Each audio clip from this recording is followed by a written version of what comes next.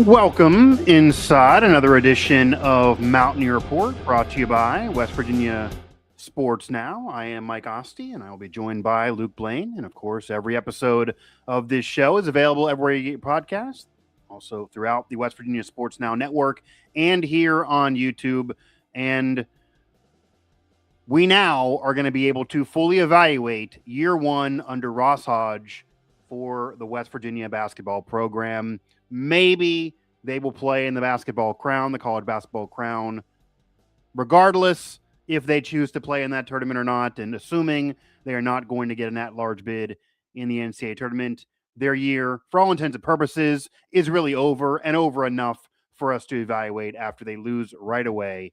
Their first game, they're gone to BYU, who they beat recently as well. But BYU handles them pretty comfortably, a 20-point win as West Virginia wraps up their season right now with 18 victories under Ross Hodge in year one shy of what DeVries did a year earlier. And we're also going to talk about the opposite end of the spectrum for basketball in West Virginia and at WVU, and that is Mark Kellogg's WVU women's basketball team that won the Big 12 tournament championship, the first for the program since 2017, the first under Mark Kellogg, and now is waiting for the official word that they are going to host the NCAA tournament, the open of the NCAA tournament for them, their first two games in Morgantown at the Hope Coliseum. And as insane as that will be, recent years in the tournament, they had to go elsewhere. They eventually would win, and then they would lose to higher seeds. They never liked their seed line and would lose to dominant programs.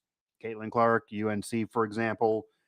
Everything Mark Kellogg kind of wanted out of this year, his goals of winning the Big 12, being able to host, maybe get to a Sweet 16. That's the next bar. All of that now has either happened or in front of the women's team. But before we get to the women's team, we're going to talk about the men's team. So, Luke, how are you? You have been covering this men's team all year and, of course, tapped into what the women's team is doing as well in their special season. So, you were very, very high in the men's team coming into the year, and you were wrong. Many of us, though, were incorrect as well. Had to throw that out there. I Yeah, didn't. yeah. I was wrong in a way as well because I don't know if I even thought they would get to this point. I was wrong in the other direction. I thought they'd be worse than this, but they ended up with 18 wins. So we're going to talk about our evaluation. But before we get to the full evaluation of Ross Hodge in year one, your thoughts on the BYU loss? They turned it over too much. They weren't physical enough. BYU looked like they had the better player and were the better team despite losing to West Virginia a couple weeks earlier. Is it just that simple for you? Yeah, well, it's hard to beat good teams twice. A lot of coaches will often say that, and I think that was shown in this Yeah. game as well. But I mean, I think you really encapsulated it pretty well in that WVU just flat out was sloppy with the basketball. There were too many dumb turnovers, a lot of dumb I mean, they set their season high in turnovers in the Big 12 Yeah. tournament. You can't do Yeah. that and Yeah. expect to win. You can't do that and expect it to even be close, and it wasn't. I mean, they lost by 20 yesterday. Yeah. So you look at that, they were getting out physicaled. That was a big problem.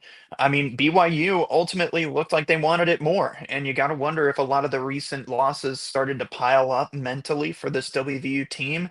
And of Yeah. course, that's never something you want to say in an accusatory way, but you also, you have to think, I mean, you have to go into this tournament with the mindset that you have to win the whole thing in order to make it to March.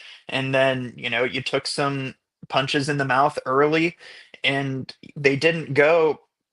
I tweeted this out yesterday. They went the last 8 minutes without putting the ball through the hoop from the field. After the 8-minute mark, there was technically a field goal, but it was a goaltend on a Jasper Floyd layup.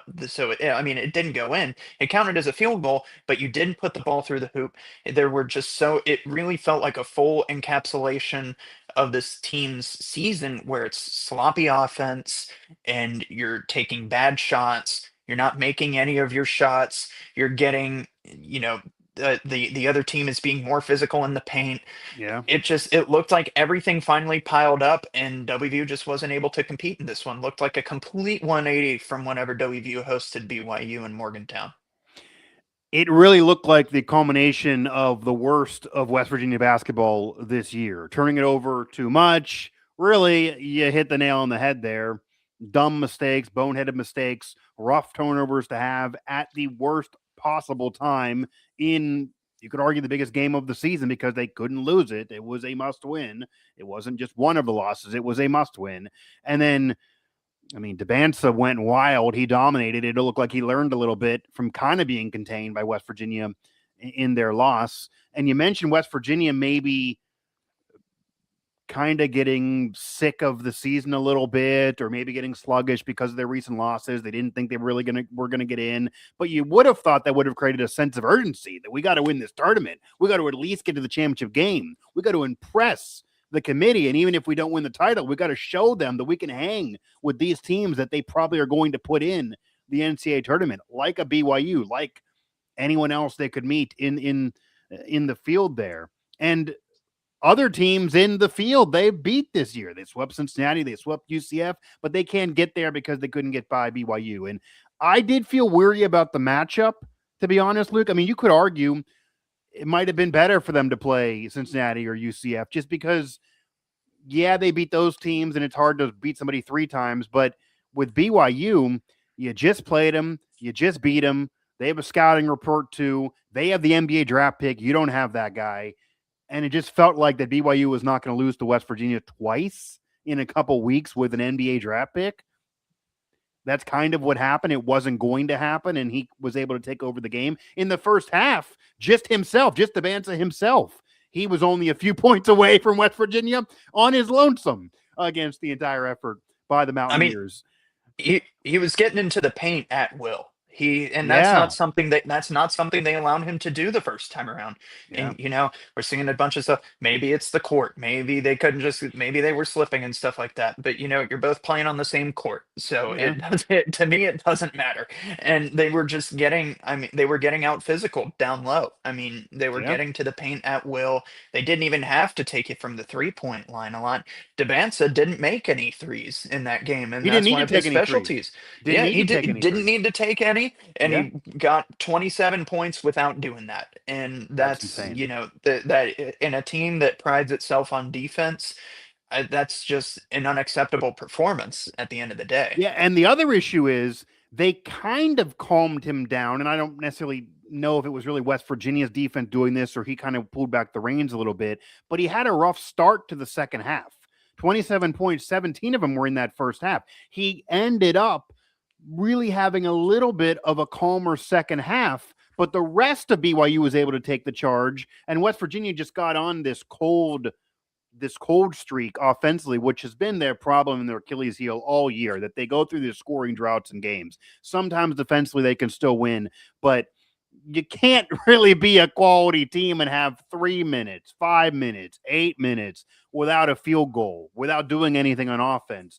How are you going to beat anybody during that if they're going to wake up and score themselves? So the scoring drought coupled with the rest of BYU waking up, add in Debansa whenever he would do something in the second half, they were able to pull away and end up with a 20-point win. And honestly, Luke, and this was said on the broadcast, even when West Virginia was in the game, because they pulled within 3, they hung there within single digits most of that game, probably 80% of that game until the end.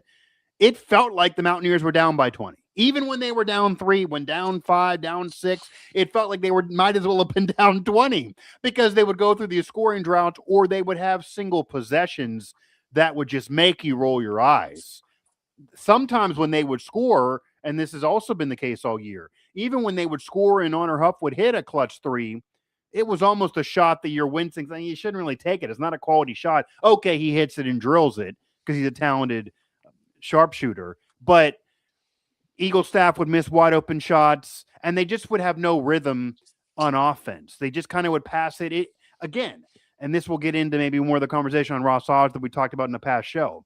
I think Ross Hodge is an intelligent basketball mind. I know he's drawing up plays, but for whatever reason, when they get on the floor, it doesn't really look like they're running plays. It looks like they're just drawing up in the dirt and then they're playing pickup basketball. And that's not going to work in high level college basketball in the Big 12, and then if you would get in the NCAA tournament, that's just not going to work against this type of quality competition. That's really what it looked like. They didn't have any sense of consistency. They didn't know what they were doing on offense, and we're many games into the season now. This is not like we're in November where okay, you're learning a system. So it just wasn't good enough offensively, even when they've been good enough defensively, and that's how you get here with only 18 wins. You're not going to be a tournament team. You miss opportunities earlier in the season. Maybe if you would have had 20, 21, 22 wins and you go to lose to BYU that way or whoever, maybe you still get an at-large bid because Joe Lunardi had him outside the bubble and even on the bubble a week and a half ago with their current resume. If you had a few games swing the other way, you don't have that Utah loss recently, for example, you're probably getting in. And there's 5 games you can look at, but even if you only win 2 or 3 of those, you might actually get an at-large bid because Cincinnati, UCF teams you beat, they're getting more love because they have more wins on the board and they didn't squander all those opportunities, even though maybe you have some quality wins and those quad 1 wins. So they can kind of blame themselves for this year, but that BYU game was just the worst of it. And even their rough losses recently in their slump, the BYU game was the worst of it and just was so much of an embodiment of the year. But you don't want to see a West Virginia team and even a Ross Hodge team, because he's known for this, to be out physicaled is really the way of saying it, to be out physicaled. And they were out physicaled. So they were out physicaled. And you don't want to see that again, but building the future, you need more on offense, and the defense is probably okay. That strategy is probably okay, but you can't go with just that and nothing on offense. Luke Blain, Mike Asti here, Mountaineer Report, West Virginia Sports Now, and the Mountaineers, they didn't really show up for their first game of the Big 12 tournament, so now they're done. And I wrote about this. We talked about this. Maybe we'll get into this when it actually is decided if they should accept a bid to the college basketball crown. There's a Big 12 relationship there. It will be that or nothing. It won't be the NIT, and certainly seems like they're not getting the NCAA tournament. I don't know if I think they should go. It really is going to depend on the players and what Ross Hodge wants to do. I pretty much heard from the program they're going to give it up to Ross Hodge, who then will ask the players. And you got to have your stars go. They can get some money out of it, but not all that much. Before we get there, though, and you thought this team would be better than what it is, but the evaluation of the roster and the recruiting talent, they didn't really hit enough. Honor Huff maybe exceeded expectations, but he was supposed to be the number 2. Eagle staff certainly did not get to expectations. He had a roller coaster of a year that just was not good enough, and the rest of the team offensively wasn't good enough. Even when they were great defensively, they weren't good enough offensively. And Obioa would even has his ups and downs. And in the Big 12 tournament game, he couldn't set his feet and talk about dumb mistakes. He would allow screens and illegal screens off of that. So how do you evaluate this season, though? It is year 1 under Ross Hodge. They get basically back to where DeVries had them with a little bit worse of a resume. They're going to miss the tournament again. It'll be 3 years in a row for this program, which hadn't happened in 2 decades. That's not all on Hodge, but year 1 for you, how would you describe it? I was thinking about this earlier, and part of me wants to ask the question, how different really? There are some obvious differences, Sure. and I'm not going to try to say that there weren't that many, but how many differences really were there between DeVries' first year and Ross Hodge's first year? Very similar. They, Very similar. I would say I think bigger that wins for DeVries. I mean, you have 3 bigger win, top yeah, 10 absolutely. wins, Bigger bigger wins for wins. DeVries, Yeah. but the lows were still low. You were still Right. losing to bottom Big 12 talent. Now, granted, you had some Yeah. injuries during DeVries' season, That's his but excuse, I also, guess. Yeah. yeah, you can make that one. But also, you have the fact that both offenses were being run by primarily one player, Yeah. maybe 2. And I think that that's something that, and I'm not trying to make it seem, I'm not trying to put either coach on a pedestal here, but I think maybe it's just safe to say that this looked like a team that was under its under a new coach. You know what I mean? I think that it looked like the offensive system might not, it wasn't as polished, I will say, as DeVries was. DeVries, I think, definitely had more of an offensive emphasis than Hodge did, and you saw the fruits of that absolutely. Yeah. But And he had the best y- player of the two groups. Javon Small was the best player out yes, of either roster. So yes, DeVries did have the best player out of both teams. And I know some say, well, without Small, where would he have been? You do have to give credit to recruiting. I think that's yeah, Hodge's issue and will be what he needs to focus on this coming off season, that you need to get the Javon Small equivalent. That was the issue. They didn't really have a Javon Small. They did not have a power four transfer. There was no Javon Small. Honor Huff as your best player might be fun to watch in a way, but if you give Javon Small to this year's team, they're a tournament team. You need the Javon Small equivalent, and then let Honor Huff be below him. And then if you have that guy, it might not even be a big deal that Eagle staff was up and down. But yeah. yeah, I mean, both coaches had their bright moments, had their big wins. They also had their issues. Maybe DeVries can have the excuse issue off of injury, but no one's going to give him that because, how hurt were all those guys, namely Tucker DeVries, that might have been dragged out for, to get him to Indiana, which they end up missing the tournament as well. They're not going to get in themselves with also a bad tournament loss, and Mountaineer fans can at least have that. And Tucker DeVries' career will end without making an NCAA tournament with either West Virginia or Indiana. So they got in with Drake. But think about it, if you're Tucker DeVries, the two historic programs and the freaking blue blood at Indiana, you don't get in with either one of them, and you do make it with the mid-major. So I'm sure when he transferred to bigger schools, he thought he would make runs with those bigger schools, and it doesn't happen. I saw somebody make the point earlier, and I can't remember who it was. Somebody on Twitter said that, like, they really had it all at Drake. Like, that group that they had the year before I did see DeVries somebody left, see that maybe he shouldn't have they left there, right? yeah, All that, maybe shouldn't have left, and yeah. maybe, like, maybe he was ready to run it back. Like, the team was probably ready to run it back, honestly, and they probably could have kept a lot of those guys around. Yeah, they would have been But, perennial tournament team, but I mean, financially, he would never have made even the yeah, West Virginia money or certainly the Indiana money, which is even that much and then some at Drake. They could pay him all they wanted. They never would have got to what he's getting at Indiana. And you imagine the ceiling someday. I mean, enjoy this now. I still think at some point he's going to hit the ground running in Indiana. I mean, there's a lot of money there, like the boosters and the donors and the alumni base. They love donating money to sports. Just look at what happened with Kirk Zanetti. Yeah, he's a great coach, but they put a lot of money in there. They're going to give some to DeVries as well. They don't like the basketball program sucking. I'm sure he's going to get some cash. Players are always going to want to go there. He's still a basketball hotbed, despite what's going on with Signetti. I'd imagine in the next decade he's going to make a run or two if he's still there. Who knows? Maybe he wouldn't be still there, but even in this contract, as long as he's not fired soon, I would think he's going to have a chance to make a run. And they're not going to cut bait after 1 year. So enjoy this now. At least Tucker won't be part of it. But yeah, I did see someone. I think I saw the same tweet that someone kind of maybe if he wouldn't have left, or maybe he's even a better fit for what he wants to do at West Virginia than at Indiana. I mean, we've seen coaches make decisions to go to better spots and it not work out. He could easily look back 5 years from now and think, I maybe should have stayed at WVU, or maybe I should have stayed at Drake. Nonetheless, he's at Indiana. You would think the best job of the three, and they're basically on level with West Virginia. And maybe if he was still at Drake, maybe they would make a run and be like the Miami of Ohio, run through that conference. And who knows? It's hard to believe they'd make run through the tournament, though. But back to Hodge, though. How would you evaluate Hodge himself? I mean, obviously there's the comparison with DeVries, and I think the positive, which is why I don't want to call it a full-on quote-unquote bad year.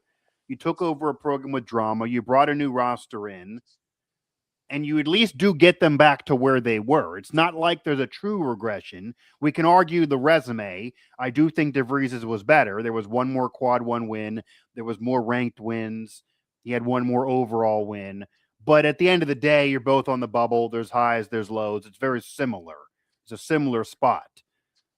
Yet, there were a lot of missed opportunities. And in recruiting, Luke, I mean, he said to me to my face at the WVU fan caravan in Pittsburgh, I know you wrote that you thought this would actually work out, that he was comfortable with who he recruited. He thought they'd be good enough on offense. They're veterans. Power Four schools wanted them, even if they didn't play in the Power Four. He thought this recruiting team, this recruiting class and this group would win. It would be a tournament team, and he knew there was pressure to get in right away.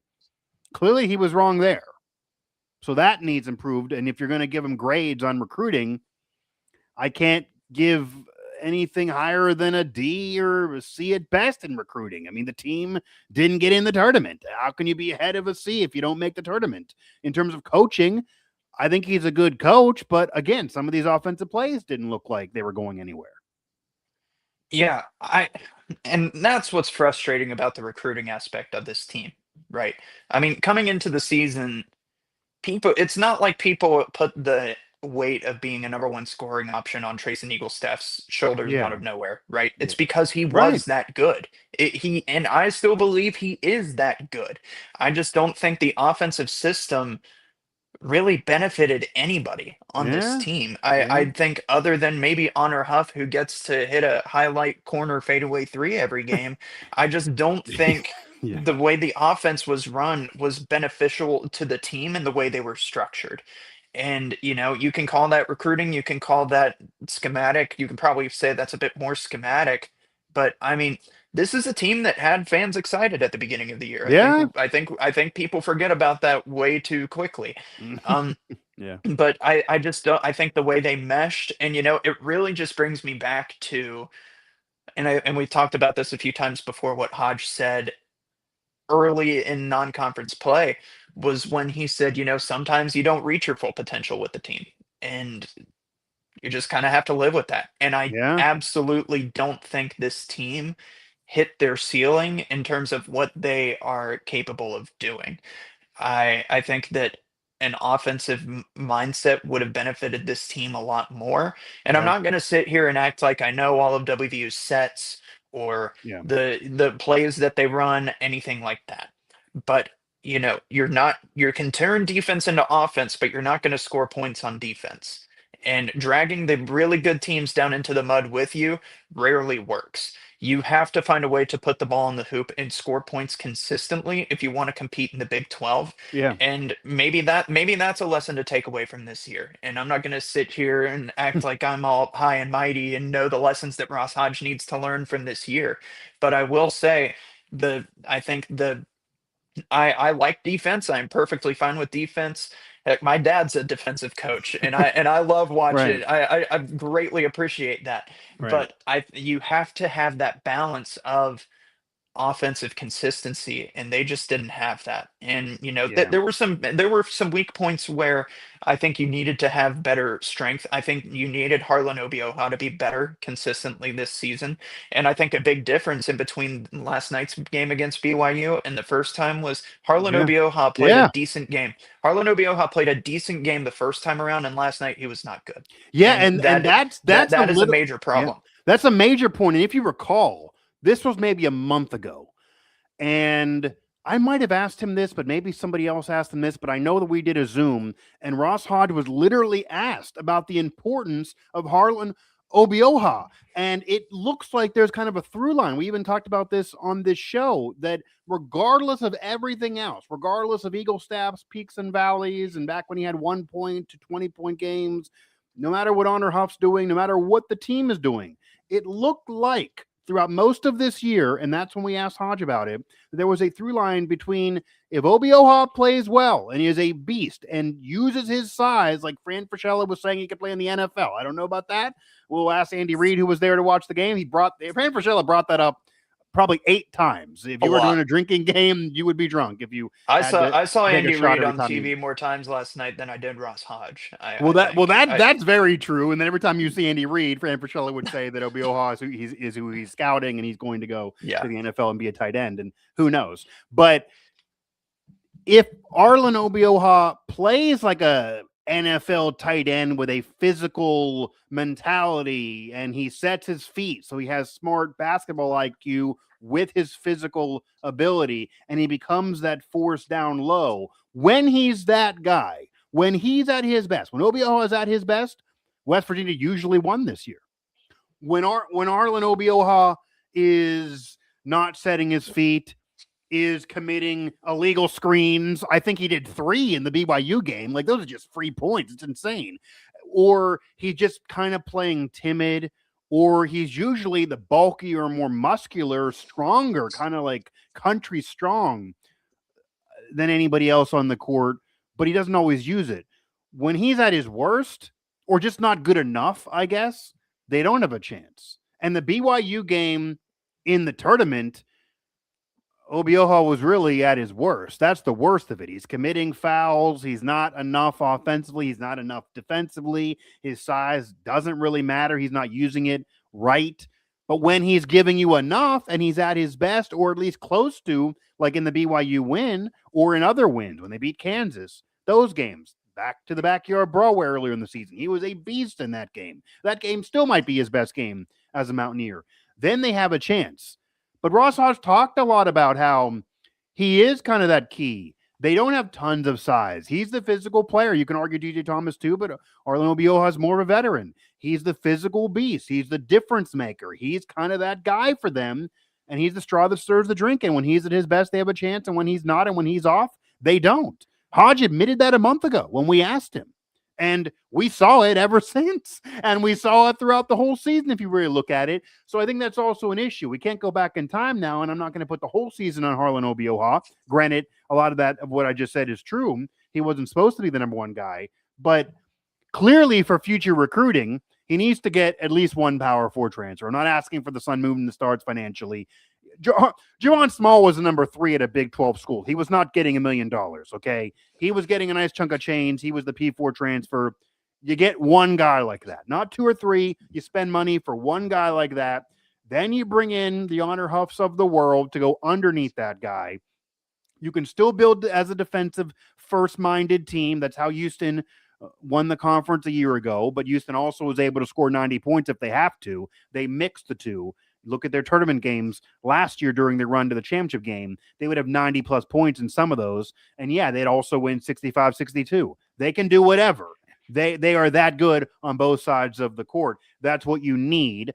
But you need a Power 4 player. You need an undercard. You need a strong defensive team. You need a little bit more size and more than just one Arlen Obioha. You need more than one guy like that can control the paint and do it offensively and defensively for you, because if one guy's off, you need another guy that can step up. They didn't really have that this year. It was a flawed roster. So what I will kind of disagree, I guess, Luke, on, I kind of think this team might have reached their ceiling.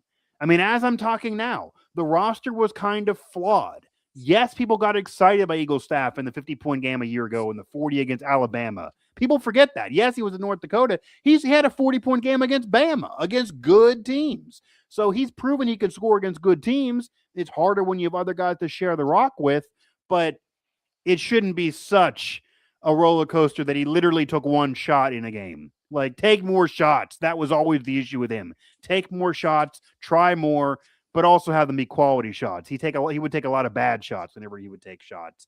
But with him, with Honor Huff, with Lorient, with Floyd, with Arlen Obioha, with DJ Thomas, it was a fun team to watch. They were high character guys. You almost got to feel that all of them could be on a winner. And I know that Brandon Lorient did experience a winner in the NCAA tournament a couple years ago, but they could all be on winners as role players. I don't know if any of them can lead the way to a team that makes the tournament or really goes on a deep run. And as Ross Hodge is figuring things out, it's only his third year as a D1 coach, which is why I criticized the hire in the first place, even though I think eventually could be the right fit at West Virginia, and he's certainly not going anywhere now, that it was probably just a flawed group altogether. I mean, Hodge is learning on the fly, a lot of pressure at WVU in comparison to North Texas, and all these issues with the roster. I don't know what more you would have got out of them. Granted, there were games they should have won. They didn't. They should have beat Clemson. They should have beat Ohio State. They should have certainly beat Utah at the end of the year. That's just 3 right there. I mean, I can add more. Baylor, TCU, Kansas State. Yeah, I mean, any of those. I mean, you're not going to flip all of them, but say you flip half of them. You flip half of them, you're in the tournament with this roster. You win. I honestly think if you would have won 2 more, you'd probably be at least a bubble team. 20 wins right now, you'd at least be a bubble team. You'd have the same resume as the Cincinnatis, the UCFs, who are either on the bubble or getting in, according to Lenardi. And those are teams you beat. But their resumes are just better because they didn't drop those games that are winnable that you should have won. They won those games and then lost to you. But you beat them and lost those games. Like, you got to have a little bit more on the wins-loss ledger. So it was a missed opportunity year. It could have been more.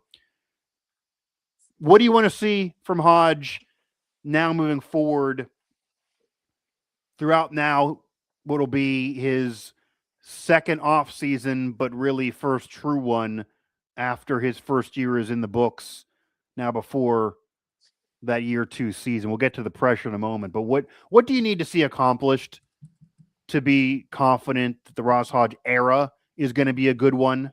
Because now there's more pressure on year two after year one misses the tournament.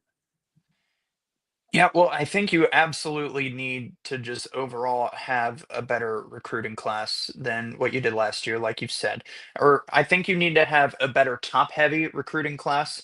Let's Yeah. assume, for sake of argument, they keep Amir Jenkins, DJ Thomas around. They keep all these freshmen, which I will say, I think the current freshman group that they have, as Yeah. specifically the group that they had redshirt, puts this team in a better position for the future than people realize. I'm not going to say that We got to they're going to retain those like guys. yeah, You got to you got to retain them, right? Yeah, if you keep them around, yeah, I think that I really like Evans Barning. I think Jaden Forsyth has a chance to be like a solid number two shooting option. okay. But you do got to keep those guys around, I'm not going to say they're going to stick around for 4 years and like lead WVU to the Final Four. But when it comes to the off season, you need to find that dominant inside presence, and I think it needs to be from a Power Four school, like you've said, at the very least from the Big East, right? So Do you want if we're that not counting guy? them as Power Four, Yeah. Well, that's actually an interesting point. If because of the money situation, likely they would have the money for either one really good, like Javon Small type power four guy, or two that maybe are lesser than Javon Small level. Would you rather get one power four guy that's like a Javon Small? So he is going to be your forward, maybe your guard. He's going to be your leading scorer. And then you're probably down to a lower level with the size, the big guy, the honor huffs, the secondary scorer. Maybe you retain your roster. Or would you rather them, as you're saying, replace the Obioha position with a power four beast, and then maybe you're willing to have the leading scorer be a mid major, if you get what I'm asking. I don't think you're going to have a roster full of power four guys here. So you got to yeah. think, where do you want this money to go? I think you really need to prioritize the center position. I honestly Okay. do. I think that height is Okay. so important in the Big 12. I mean, you look at what Arizona does to teams week in and week out, and like they just do that primarily because they just have a bunch of 6'8" plus Yeah. athletic freaks out there. And Yeah. you need one of those. Like you need another 7-footer down there that you can trust, somebody strong, lanky. I mean, if they can pull up for a three-pointer every once in a while, so be it. But I think you need somebody who can really sit down there and control the paint and not get pushed around down low. And I'm not going to sit here and say that Harlan Obioha was just like I don't want to call him a bust. I'm not going to call him that. Yeah. He had some good stretches early. He had some fine stretches in Big 12 play. He wasn't what you He is need. what he is. He it's He hard yeah to say he he has to wasn't be what he what you're wasn't what you needed describing. him to be. He Right. absolutely wasn't what you needed him to be. Yeah. But I think that you have to get somebody P4 somewhere to control Okay. the inside. DJ Okay. Thomas does a good job. If he can have the opportunity to complement somebody else on the Yeah. inside there, that'd be good. I know everybody wants the flashy guard play, everybody wants the Javon Small, but 2 years Right. ago or last year, this team had a Javon Small, literally, and they Yeah, Javon Small. Yeah. and they didn't have the size for much of the year. Yeah. And they were a smaller Big 12 team, and it hurt them. And they lost games that they shouldn't have. As Yeah. much as this year's WVU team did it, a lot of people will forget, as fun as it was last year, that I mean, they lost almost the amount of games that you should win. They lost games to bad teams as the They Big did. 12 play They went did. on. They Their did. better wins were early in Big 12 play, and it felt like they got worse as Big 12 play went on because they were getting out rebounded. They were giving up points in the paint, second chance points, everything you can imagine, because they didn't have that inside presence to rebound. I think Amir Jenkins and Miles Sadler will be able to hold down the guard positions if you can have a good 1-2 of them up there in the starting lineup next year. I Okay. think that will be just fine, assuming you keep Amir Jenkins around. But definitely, it's just been a trend the past few years. WVU just hasn't had that inside presence aside from Jesse Edwards, but I think you could put an asterisk next to that year in terms of any statistical category. So that is that's my thoughts on The where last WVU should time prioritize. the last time West Virginia had the player you're describing was probably Culver. Yeah. Like that's a I while mean, ago I now. know that the one I'm thinking of too is a little undersized, but Sags Kanate, man, he was like That's fair, but yeah, in a terms of the little size as undersized. well, and um, yeah, I mean like an Oscar Shibwe, like type of like that type of guy. And this again, we're going years ago back to Huggins, back when they were making the NCAA tournament. That type of player, it's been a minute, and I'm not saying the recent coaches haven't wanted to get that guy. There's been other issues. Obviously, Eilert's year was just tons of drama, and there was no time to do anything, and the whole thing was sunk before it started. And I think he was in over his head. DeVries had more time, but he built it one way and then it collapsed at the end. And the same thing with Hodge. And that's one thing to compare the two coaches so far. And we're even seeing it from DeVries this year in Indiana. Again, I think these are two quality coaches, Luke, but I think there's pressure on both of them next year that whether they get in or not, it looked like the teams got worse as the season went on. And even DeVries' Indiana team. So 3 years in a row, West Virginia with DeVries got worse as the season went on. Hodge, West Virginia, got worse as the season went on. And then DeVries, Indiana, got worse as the season went on. These are very similar coaches in terms of what they're putting out there. So it is fair for the overlying point that if DeVries did not choose to leave and you did not have all that drama and you bring DeVries back and you then would have Tucker DeVries, you're still going to lose Javon Small and you're building around him. It's possible you're getting in the same result again. It is possible. I mean, assuming then Tucker DeVries plays all year, West Virginia only got 8 games out of him, but we just saw Tucker DeVries play most of the season with Indiana, and they're going to miss the tournament. So it's far from a guarantee that you would have got him if you had him all year. I mean, who knows? But it's an interesting situation of these last 2 years. They both end up bubbling out and getting those bubbles popped and having very similar ends to those seasons and maybe different reasons they don't make it. I still will contend that DeVries' team should have made it with 6 quad one wins, 3 top 10 wins, and the Tucker DeVries being injured reason is just insane from Bubba Cunningham. They had a better resume than North Carolina.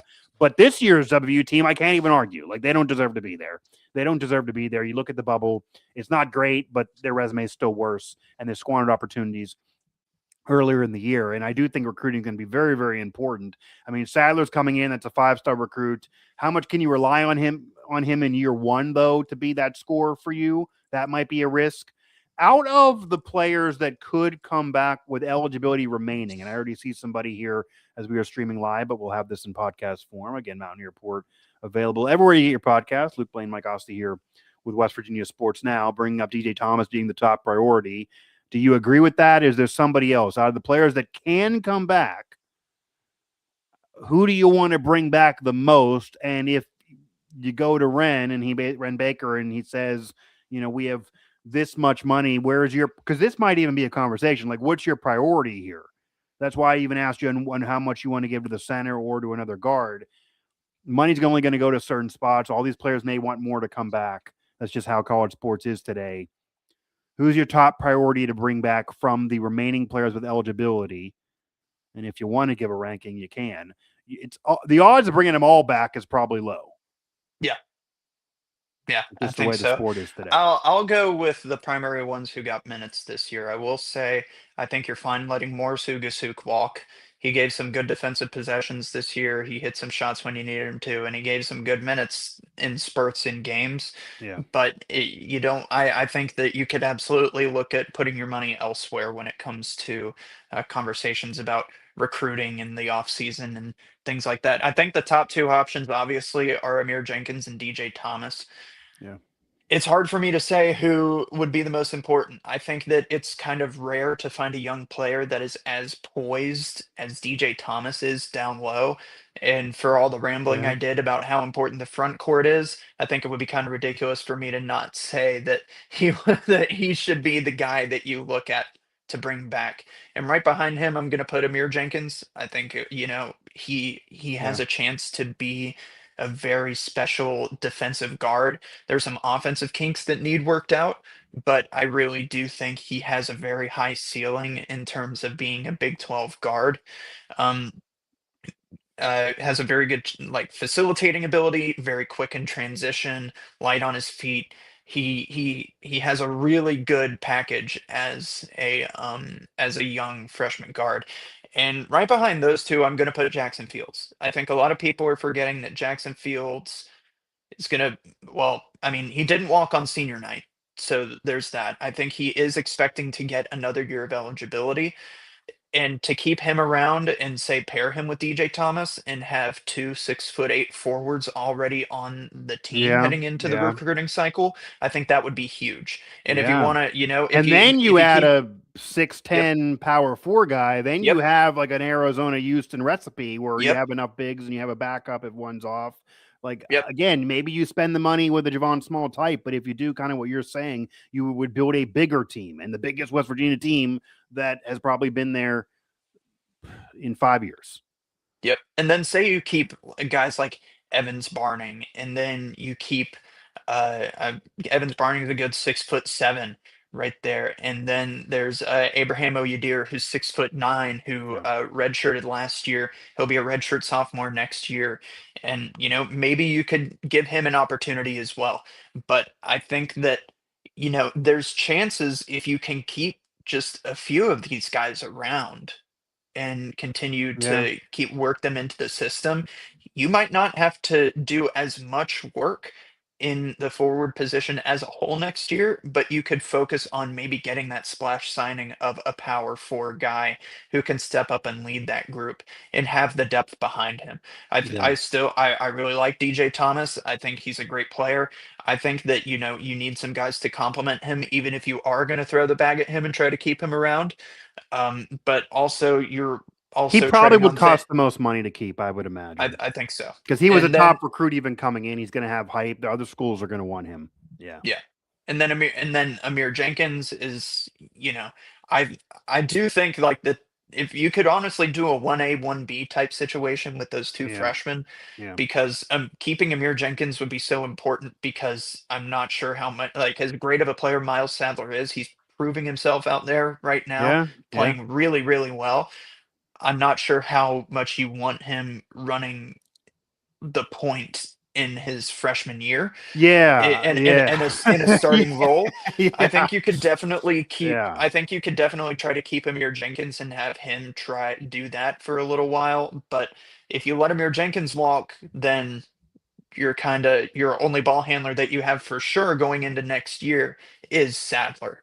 Yeah. And you're gonna have to do some work in the portal there. But I think that best case scenario, absolute best case scenario is they keep DJ Thomas and Amir Jenkins.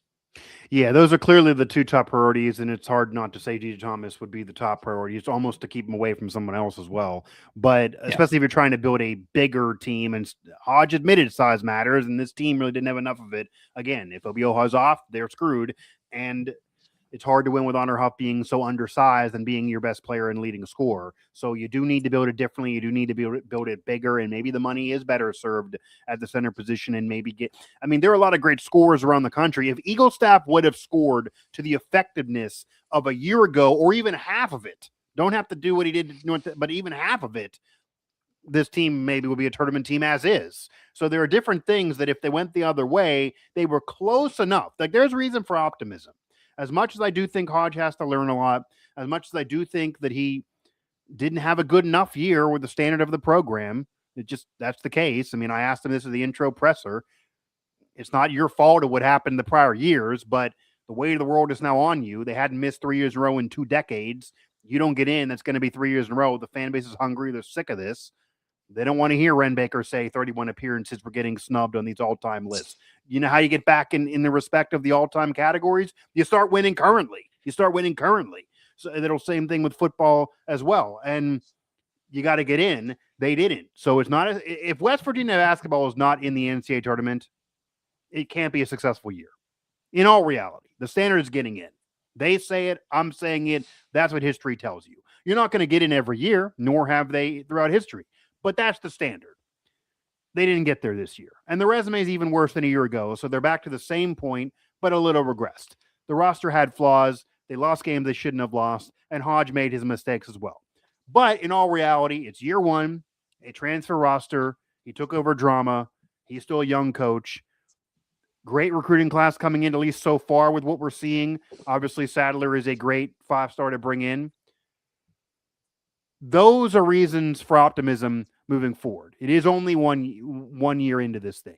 If he's 6-7 years into this thing and you have this type of year, I could see the freak out. I could see a freak out even 2 or 3 years in if he does this. But we're 1 year in. You got to give him the one freaking year. Like, he's not going anywhere. And if you're West Virginia, you finally have some stability. He's not leaving. You don't want him to leave. He's not trying to leave. There's no rumors. No one's arguing on social media on which school's talking to him. He's there. He's coming back. You finally are able to build off what you just did. And I think part of why you want to bring some players back, Luke, this is maybe the issue for maybe the football program too. I believe they built a better roster talent-wise than a year ago, but they lost more than they wanted to lose. And that the issue with that is, and what Rich Rod has even said, it takes a minute to implement your culture, your mentality, your system into anyone, no matter how talented they are. And having some players that are incumbents, bringing back DJ Thomas, bringing back Jenkins, bringing back anybody else would allow you to have some extensions of yourself. Like Hodge talked about this past year that he didn't even trust the guys to do their own huddle until they're almost in December.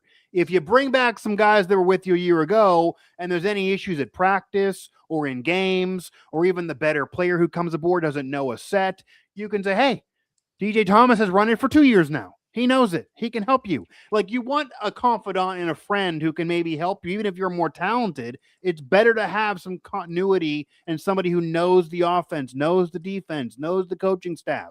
Like, even the assistants are still going to be there. I mean, if you come in and you're Sadler and you're, doing something the coaches don't like, DJ Thomas can say, hey, I was you a year ago as the top recruit, and this is how you get on their good side. This is what you do wrong. Like, you need some mentorship. Having it just be all new and letting the freshmen run things is an incredible risk unless you have all 5 stars and you're, a blue blood.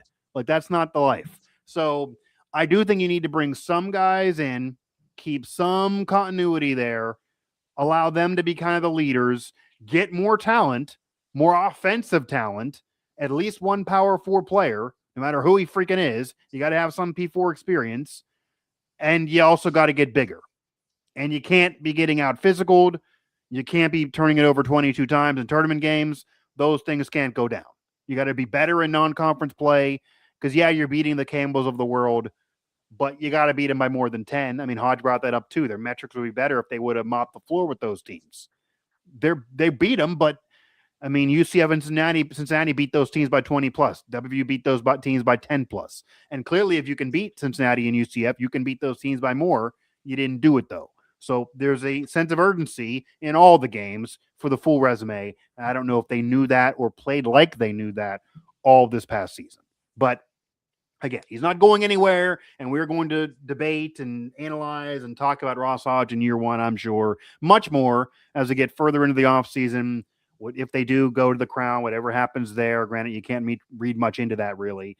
And then as this team keeps getting built for next year, because as I've said on this show, as I said on social media, as I've written about, as I've told the program to their face, year one, it can't be all bad. It's year one. I get it. You got back to the mean. You got back to where you were. Fine. Year two, it's pretty much a must NCAA tournament season. You got to get in. This fan base is not going to deal with missing another year, missing back-to-back years with the same coach, missing 4 years in a row. There is an incredible amount of pressure now. Ross Hodge is going to have to find a way, whatever the way he can get it done to get this team in the tournament next year. It is a must tournament appearance for 2026, 2027. It just flat out is. Luke Blain, Mike Asti here, Mountaineer Port, West Virginia Sports Now. We will now turn the page to a team that is definitely in the NCAA tournament. Doesn't have to worry about getting in the NCAA tournament. Doesn't have to wipe sweat off their brow and can enjoy themselves, I guess, when they watch on Selection Sunday. In the last couple of years, they thought they knew they were getting in, and they didn't get to enjoy themselves because they would watch them put in a situation they thought was a disrespect. They would get a poor seed line. They'd have to go on the road. That if they won a game, they knew game 2 was going to be against Caitlin Clark, going to be against North Carolina, games that it's very unlikely to win on the road. This year, though, despite some hiccups in non-conference play, losing to Villanova by 30, some hiccups existed, and maybe a less talented team without a superstar. There's no WNBA player like Quinterly on this roster. They win the Big 12. They win a major conference championship, a loaded conference they are the champions of. Right now, it really looks like they're going to be hosting to start the NCAA tournament. I've heard it. They've heard it. People are talking about it. People are assuming it. It's not been officially announced as we're talking now, but if that doesn't go down, I think we know the program well enough, Luke and Kellogg well enough. If that doesn't happen, I put them on upset alert because emotionally they're gonna really be deflated. But they probably, and assuming they're going to host.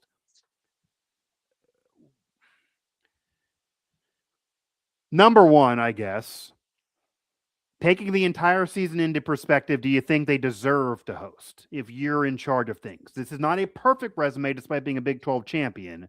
You could argue they have more hiccups on the roster or on the resume than a year ago, but they won the Big 12. Like, do they deserve to host? I absolutely think so. Okay. I truly do think so. I think the biggest argument I could see made about this team, and especially the way they finished, is that they did dodge the higher seeds in their first 2 games. Um, True. Arizona State beat Iowa State. That's a 10-7 matchup.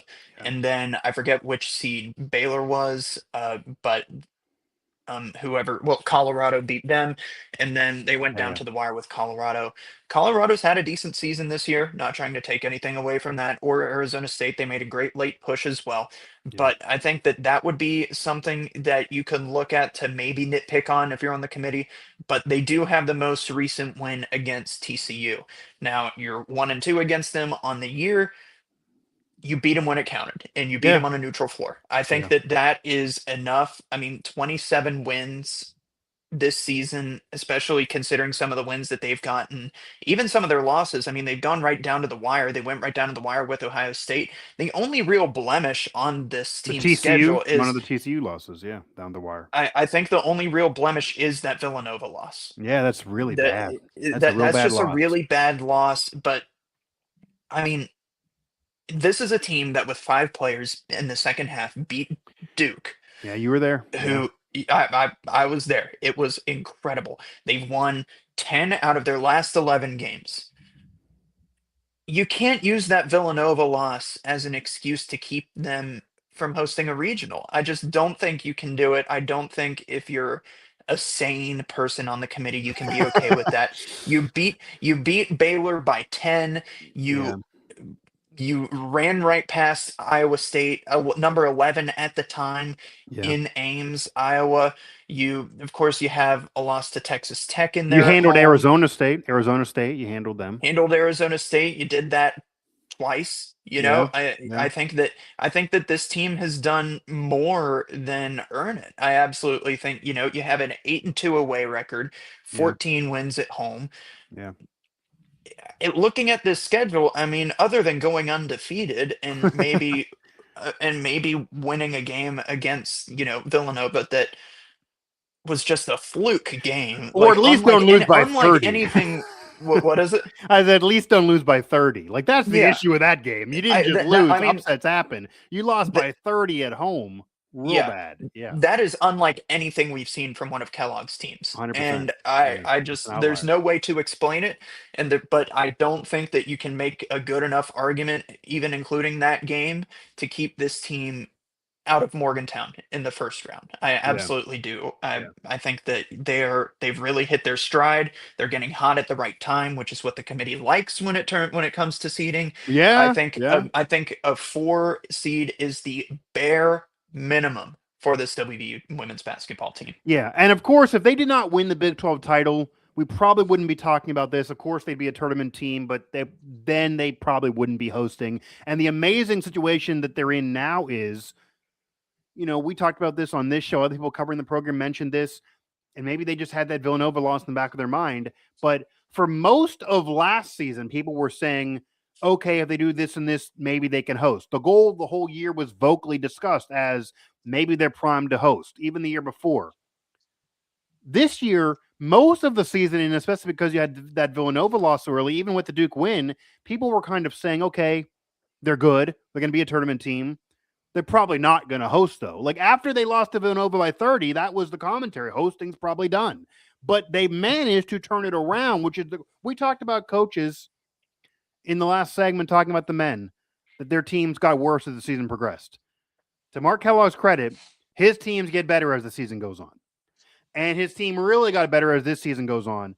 And Luke, even with that Villanova loss, and of course you're a Big 12 champion, you probably give it to him. This is probably his best coaching job at West Virginia. Going into the year, you lose Quinterly.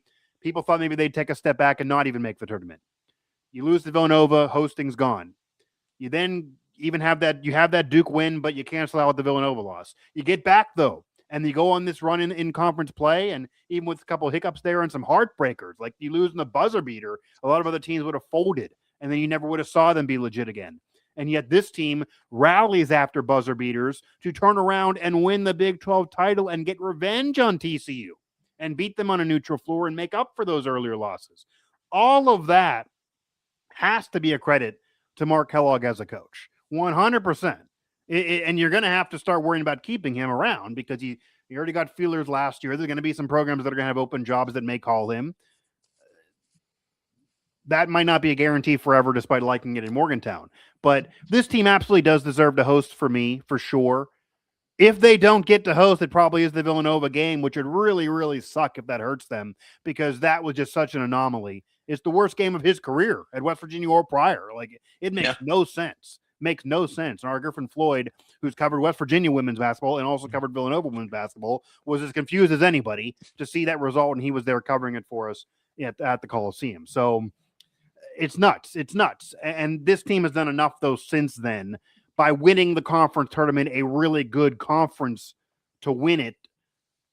They should host. Now, assuming they're going to host, what's the prospects of this team in the tournament now? Because when you're hosting, you got a lot more pressure now on you. A very good team, a great team at home. They're dominant at home. I cannot imagine them losing at home, but crazier things have happened. But the last couple of years, you get in and getting one win and then going ahead, you're kind of in house money that if you lose to Caitlin Clark of North Carolina, no one's going to be mad at you, and the referees didn't help you either. When you're at home, you got pressure to get the job done. What's the prospect of this team to actually make a run? And what do you think the ceiling is of this team if they host versus when they were on the road in really tough places to play? Yeah, well, I mean, that is part of the problem, right? Is if you're a 4 seed, you're going to have a 5 seed in your region, and you're going to be playing, odds are, somebody much closer to your level in that second game. Yeah. But I think that, WVU, that environment, that home environment, just is a defensive team's dream, is to have that be your situation. Yeah. And, like, that first steal by Jordan Harrison that gets taken all the way back to the other end for a layup is going to put the Mountaineer crowd on its feet. Yeah. And that is just something that you don't get in an away game. You have many more opportunities to pick up momentum. Like, you're playing Caitlin Clark. Yeah, you might be up 5, but guess what? She's going to hit a 3-pointer from over near the media seats. Like, Yeah. that's just what's going to happen. It's going to be the opposite. I think WVU really does have a good chance to go on a run, and then if you make it to the Sweet 16, anybody can beat anybody. That is the Yeah. time of the season where anything can really happen, is the Yeah. Sweet 16 and beyond. And it's not like, I mean, my biggest gripe personally, and I said this before the season started, and I'll have to eat my words on this too, is that the Mountaineer squad this year being even smaller than years Yeah, past was something that worried me. But they just went out there and handled a TCU team that has two 6'7" players on its that's what's squad in amazing its about that. in its rotation, and they Because won the Big TCU's 12 championship. yeah, That, TCU that I seemed like mean, it was they've built to be always West been a tall Virginia. team. Yeah, but Yeah, I mean I that mean, that team right there, the reason why they beat them twice in the regular season, that was like their kryptonite. Like yeah. that team, it, that was the worst matchup they could get in that conference championship game, and they won it anyway. Yeah, Yeah. And I mean, they've gone out there and they've handled business against teams who have the height advantage. yeah, So, and I'm not going to sit here and say that they've beat any teams that would compare to like an LSU or a South Carolina, anything like yeah, that. yeah. But you can't write them off. You can't write them off on a neutral No, floor in Sacramento, or I think that's where they would end up going in the Sweet 16. I with think that that might be defense, yeah, that defense on a neutral floor is still going to be very disruptive. yeah, And, if they find ways to keep, getting opportunities inside despite the height disadvantage that they have, which, I mean, disadvantage might not even be the word because they're playing like right through it, like it's not even there. And yeah. that's what's been really special about this team so far this season. Yeah, and as much as we talked about for the men that it looked like maybe their heart wasn't fully in it, or I don't know, like the effort wasn't always there. They had the dumb mistakes, the turnovers, the physical play. They're getting out physical in games. They were undersized and then they got out physical, and you could use size as an excuse. But the women's team was undersized and they didn't get out physical, and they were able to rebound anyway. And sometimes they're able to win matchups that it didn't make sense for them to win. Again, the Big 12 title game. So again, credit to the women's team, credit to Mark Kellogg, and also Luke, obviously as a program, obviously for Ren Baker, and obviously for Mountaineer fans. You'll want the men's team to be a perennial tournament team like they were for a long time under John Beeline and Bob Huggins, back-to-back Hall of Fame head coaches, and even a lineage going back to Jerry West. Like it's an historic program. For my money, it's a top 25 all-time program. You want them to get in the NCAA tournament. But if there's ever a year to continue this drought and have it be one more year of a miss, Luke, and then let Ross Hodge go on a run, it might kind of be cool to let the women's team get all the love this time. Like if they're going to host and the men aren't around, pack the Coliseum. Don't just have it be a good crowd for the women's team, have it be a good crowd for anybody. That thing should be packed to the brim. And there's a lot of great women's basketball fans out there, but I'm going to say also, if you're a fan of Mountaineer sports, but you don't necessarily care about the women's side of things that much, or you're a basketball fan around the area, but maybe you don't watch the women's game that much. If the men aren't in March Madness, the women are, and they have Lucas saying they have a legit chance set up now with a seed line and being able to host. And there's no Caitlin Clark anymore in your way. There's no real true superstar around that can carry a team. It's a lot more open this year in the women's game. They could do more than Sweet 16. They can make an Elite 8 run. It wouldn't be shocking. They could a Final Four run, get another Final Four to the history of West Virginia basketball, and have it be on the women's side this time. Like, support and give them what you would give the men's team if you only want to give, if you only want to do it this year because the men aren't there. Okay, let it be this year because they're hosting. They truly deserve that. They've been playing like it. I think they will get it. And that is a big deal to be able to host. But I don't mean to close it in this negative way, but I have to ask this question because, as I said, there's a lot more pressure now if you're going to be hosting and you're the Big 12 champs. And Kellogg's done a great job. This team has done a great job.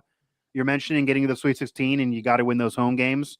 It would be the second time ever for program history for the women's program to get to the Sweet 16.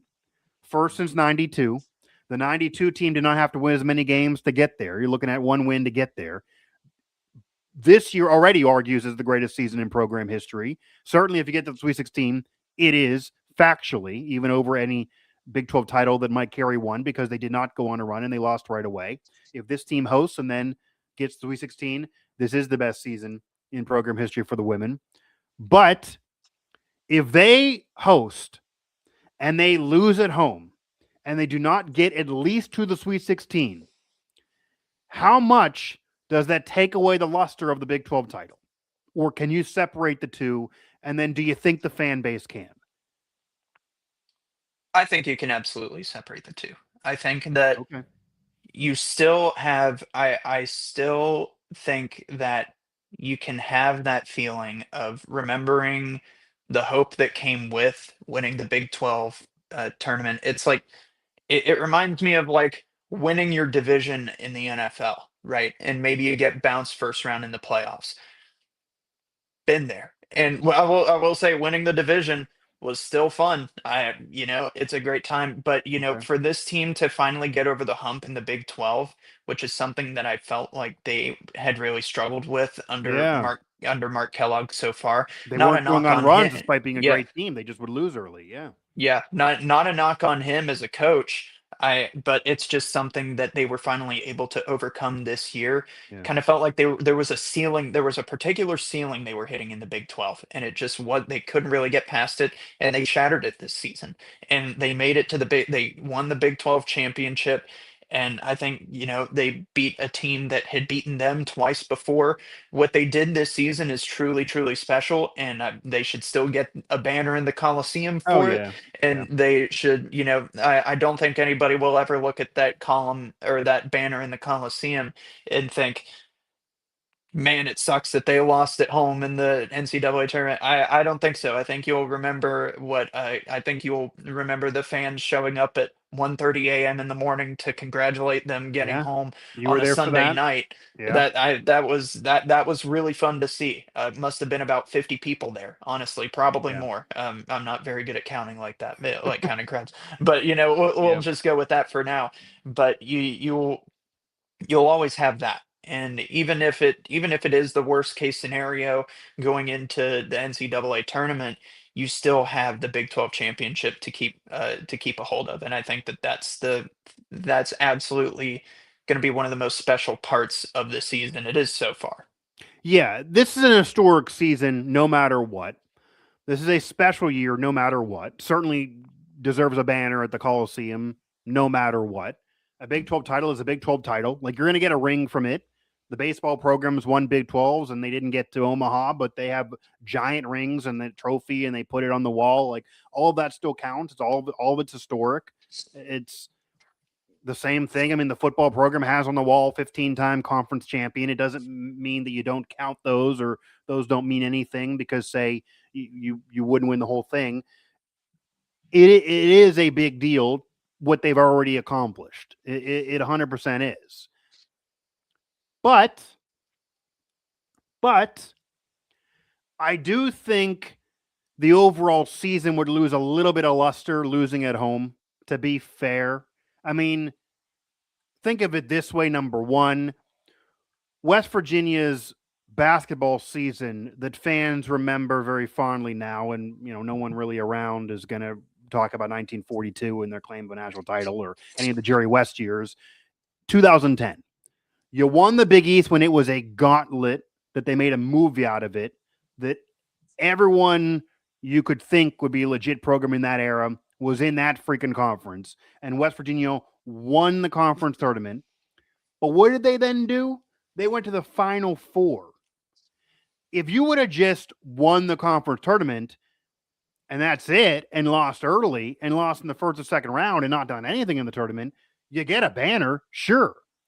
Do you see how big that 2010 Final Four freaking banner is in the Coliseum? It wouldn't be that big if you lost earlier. It wouldn't be that big. It'd be a little different.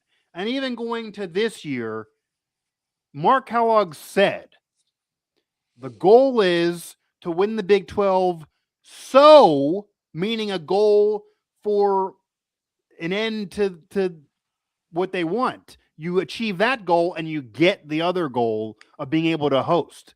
He spent 2 years, Luke, to be fair. He's a great coach, but he spent 2 years, let's call it what it is, kind of complaining about the situations on the road in the NCAA tournament. He fixed it by winning the Big 12. And we talked about even then, the reason why you're in those situations, you didn't do anything in your conference tournament. So you're not going to host when you lose right away. He now won the conference. He's going to host.